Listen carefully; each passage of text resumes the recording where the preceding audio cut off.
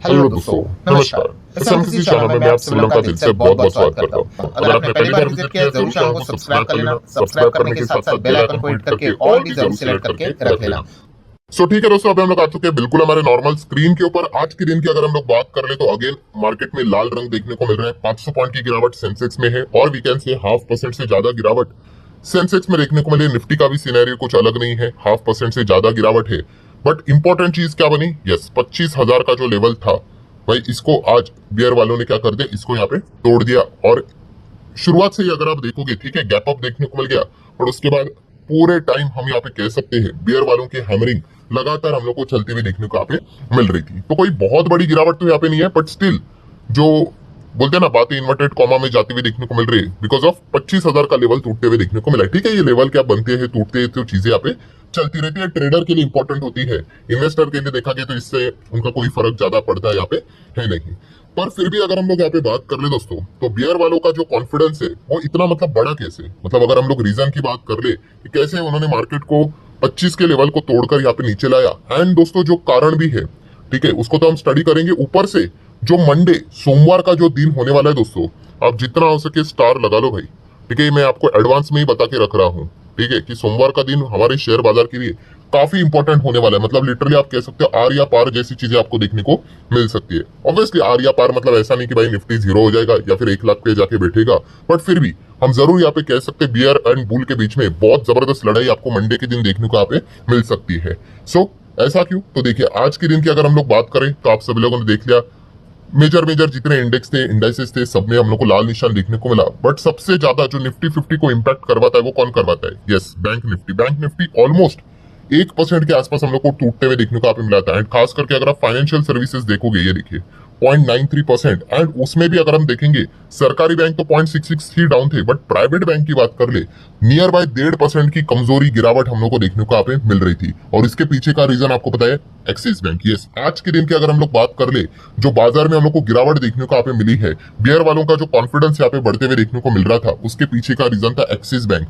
क्यों axis bank यहाँ पे क्यों 7% यहाँ पे गिरते हुए देखने को मिलेगा, क्योंकि आपको पता ही अभी Q1 का सीजन यहाँ पे जारी है और कंपनी के कल हम लोग को नंबर भी देखने को यहाँ पे मिले थे। नंबर कैसे पढ़ना है ये मैंने आप लोगों को सिखा के यहाँ पे रखा हुआ है। ठीक है, जिनको नहीं पता है भाई नंबर कैसे पढ़ते हैं तो लिंक ऊपर आई बटन पे दे रहा हूँ भाई, उस वीडियो को देख लेना। शायद से आधे घंटे से भी बड़ा वीडियो वो रहेगा जहाँ पे मैंने आपको डिटेल में सिखाया है कि नंबर्स को कैसे पढ़ा जाता है। ठीक है, तो आपको किसी के ऊपर निर्भर रहने की जरूरत नहीं पड़ेगी। ठीक है, जितना हो सके आप वहां पे खुद से वो चीजों को स्टडी कर सकते हो। एंड एक्सिस बैंक दोस्तों जो उन्होंने नंबर यहाँ पे दिखाया, ऑब्वियसली अभी मार्केट को तो पसंद नहीं आए।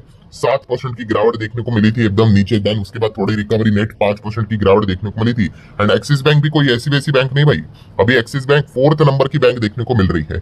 ठीक है, सो ऑब्वियसली एक्सिस बैंक के जिस प्रकार के नंबर आएंगे तो मतलब मार्केट एक अंदाजा लेता है, ठीक है, एक अनुमान लेता है, एक एस्टिमेशन क्रिएट कर लेता है कि बॉस फिर यहाँ पे एचडीएफसी एंड आईसीसी बैंक के भी नंबर, कोटक के भी नंबर शायद से इसी प्रकार के तो नहीं रहेंगे। एंड आप सभी लोगों को बताइए दोस्तों कि कल है 19 तारीख, 19 जुलाई, जो कि एक बहुत ही इंपॉर्टेंट दिन रहने वाला है। और उसके पीछे का रीजन आपको पता ही है, HDFC bank and ICC bank हमारे शेयर मार्केट के 2 दिग्गज पहिए, ठीक है, जिसके ऊपर मतलब पूरा जहाज टिका हुआ रहता है, उनके हम लोगों को Q1 के नंबर कल देखने को यहाँ पे मिलने वाले हैं। ऑब्वियसली कल सैटरडे है तो रिएक्शन तो मार्केट का देखने को तो नहीं मिलेगा।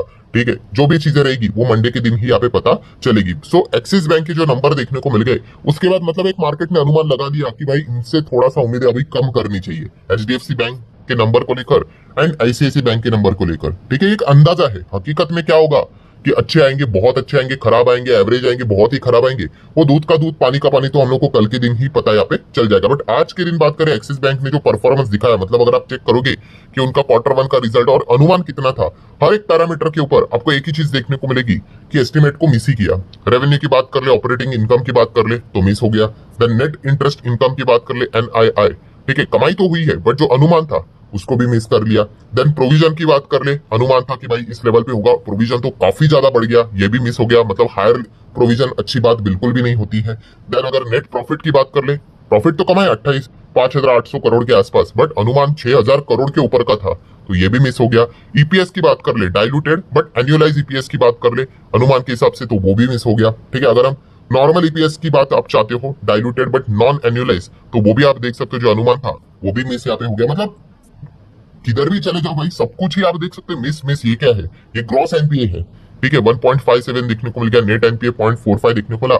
अनुमान था भाई ये नीचे रहेगा, ठीक है 1.5 के तो ऊपर जाएगा नहीं, बट वैसे ही हो गया, 1.5 के ऊपर चला गया। मतलब हायर द एनपीए कभी भी अच्छी बात नहीं होती। प्रोविजन ऊपर जाना, ग्रॉस एनपीए, नेट एनपीए ऊपर जाना मार्केट को कभी भी पसंद नहीं आता, और इसीलिए आप देख सकते हो सारी चीजें मिस होते हुए देखने को मिली। और इतना ही नहीं, अगर आप Q1 का फाइनेंशियल ईयर 25 का डेटा देखोगे एंड इस वक्त Q1 का जो फाइनेंशियल ईयर 26 का डेटा देखोगे, वहां पे भी मिसिंग है बहुत सारी चीजें। मतलब अगर आप नेट प्रॉफिट देखोगे, पिछले साल एक साल पहले 6000 के ऊपर था, अब 5800 हो गया, मतलब -4%। ईपीएस अगर डाइल्यूटेड एनुअलाइज बात करें 77 के ऊपर था, वो 74 यहाँ पे आ गया, ठीक है। मैं एनुअलाइज की बात कर रहा हूँ, डाइल्यूटेड, ठीक है। एंड जीएनपीए भी देख सकते 1.54 से बढ़कर 1.57 आया। नेट एनपीए भी बढ़ते हुए देखने को मिला। मतलब किधर भी अगर आप कंक्लूजन क्या है, किधर भी अगर आप देखोगे एक्सिस बैंक के नंबर भाई, एक भी एंगल ऐसा नजर नहीं आया कि भाई वहां पे हम बोलेंगे कि चलो ठीक है भाई यहाँ पे तो अच्छा दिखाया, नहीं। हर एक पैरामीटर एक्सिस बैंक का काफी खराब देखने को मिल गया, ठीक है। एंड इसी चीज के चलते दोस्तों कंक्लूजन क्या है, जैसे मैंने आपको बताया कि एक्सिस बैंक में जबरदस्त गिरावट देखने को मिली, ठीक है। सो एक्सिस बैंक कोई बैंक निफ्टी में बहुत बड़ा वेटेज कैरी नहीं करता है, बट जैसे आपको बताया कि कल जो इन दो दिग्गज के नंबर हम लोग को देखने को आप मिल रहे हैं, ठीक है।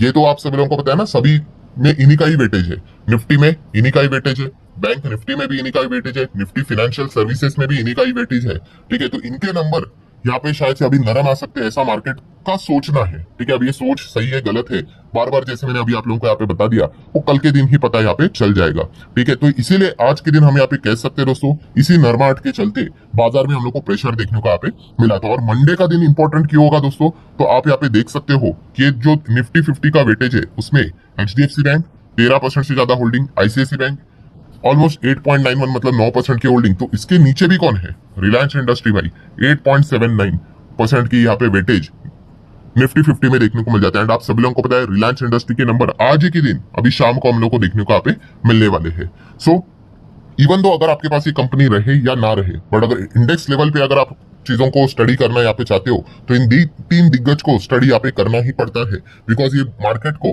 अपने इंडिविजुअल परफॉर्मेंस के हिसाब से भी यहाँ पे क्या करते हैं, प्लस माइनस करवाते हैं। और इनडायरेक्टली भी जो बड़े बड़े इंडाइसेस हम लोग को जो देखने को मिल जाते हैं, नंबर 1 इंडाइसेस आपको पता ही है फाइनेंशियल सर्विसेज है, जो कि ऑलमोस्ट 30% से ज्यादा का कंट्रीब्यूशन निफ्टी 50 में देता है, उसको तो HDFC bank and ICIC bank ही चलाता है। एंड तीसरे नंबर का जो बड़ा इंडेक्स जो देखने को मिल जाता है ऑयल से related, oil gas consumable fuels, उसको कौन चलाता है, रिलायंस, क्योंकि वहां पे भी 33% का कॉन्ट्रीब्यूशन रिलायंस इंडस्ट्री का देखने को यहाँ पे मिल जाता है। सो अगेन यहाँ पे यही कहना चाहूंगा, जो कंक्लूजन, मेजर कंक्लूजन क्या निकल कर यहाँ पे आता है दोस्तों, कि जो मंडे रहने वाला है वो काफी इंटरेस्टिंग यहाँ पे रहने वाला है, बिकॉज एक्सिस बैंक के नंबर के चलते यहाँ पे हम कह सकते हैं दोस्तों कल के नंबर्स थोड़े से और ज्यादा इंटरेस्टिंग हम लोग को देखने को यहाँ पे मिल सकते हैं, ठीक है। अगर यही चीज उल्टी होती तो कोई सोचेगा कि मान लो सर एक्सिस बैंक के नंबर हर पैरामीटर बहुत अच्छा आता तो शायद से आज के दिन बाजार में बहुत अच्छी तेजी देखने को मिल सकती थी, अनुमान के हिसाब से कि शायद से कल के दिन इनके नंबर अच्छे आएंगे, ये होगा वो होगा, ठीक है। वो एक्चुअल में जो होगा वो तो मंडे के दिन ही पता चलेगा, बट अभी जो नहीं है उसकी बात क्या ही करे, ठीक है। तो ये पूरा ड्रामा हम लोग को आज के दिन देखने को यहाँ पे मिला था। एंड इसीलिए अगर आप देखोगे यहाँ पे Nifty 50 down, then bank Nifty की बात करें तो ये देखो इन्होंने भी यहाँ पे तो पहले से ही शुरुआत हम लोग को होते हुए देखने को यहाँ पे मिली थी, ठीक है। बहुत ही कॉन्क्रीट एविडेंस उनके पास रेडी था बियर वालों के लिए, ठीक है। देन अगर हम लोग बात करें निफ्टी फाइनेंशियल सर्विसेज, तो ये भी सेम उसी प्रकार से डाउन देखने को यहाँ पे मिल गया। और जो बात अभी मैंने यहाँ पे आपके सामने यहाँ पे रखी कि एक्सिस बैंक की अगर बात करें तो यस, एक्सिस बैंक भी अगर निफ्टी के टॉप 10 की अगर एटलीस्ट अगर वेटेज की बात कर ले तो यस, ये 9th नंबर पे हम लोग को देखने को यहाँ पे मिल जाता है। कोई बहुत बड़ा वेटेज नहीं, बट स्टिल टॉप 10 में मतलब जितने भी 50 कंपनियां उसमें से हम लोग को 9th नंबर पे इनका भी पोजीशन हम लोग को देखने को यहाँ पे मिल जाता है। तो ठीक है, फिर भी 3% के आसपास का कंट्रीब्यूशन तो देखने को यहाँ पे मिल रहा है। सो ठीक है दोस्तों, आशा करता हूँ आप लोगों को एक्चुअल यहाँ पे जो कारण था आज के दिन के गिरावट का वो समझ में यहाँ पे आया होगा। एंड जैसे अभी आपको बताया कि सोमवार का दिन क्यों सबसे ज्यादा इंपॉर्टेंट है, वो भी मैंने आप लोगों को एडवांस में बता के रखा हुआ है। अभी व्हाट नेक्स्ट में क्या करना है, आज के दिन के हिसाब से पहले रिलायंस के नंबर स्टडी करने हैं, कैसे आते वो देखना इंटरेस्टिंग रहेगा। एंड टुमारो की बात कर ले तो एचडीएफसी एंड आईसीआईसी बैंक के नंबर्स को स्टडी करना है, तो एक अंदाजा आ जाएगा कि मंडे के दिन मार्केट की जो दिशा है वो कौन से डायरेक्शन में यहाँ पे जा सकती है। सो ठीक है दोस्तों, वीडियो हेल्पफुल लगा होगा, चाहो तो लाइक एंड शेयर क्या कर सकते हो। मिलते हैं अगले वीडियो में, तब तक के लिए बाय बाय।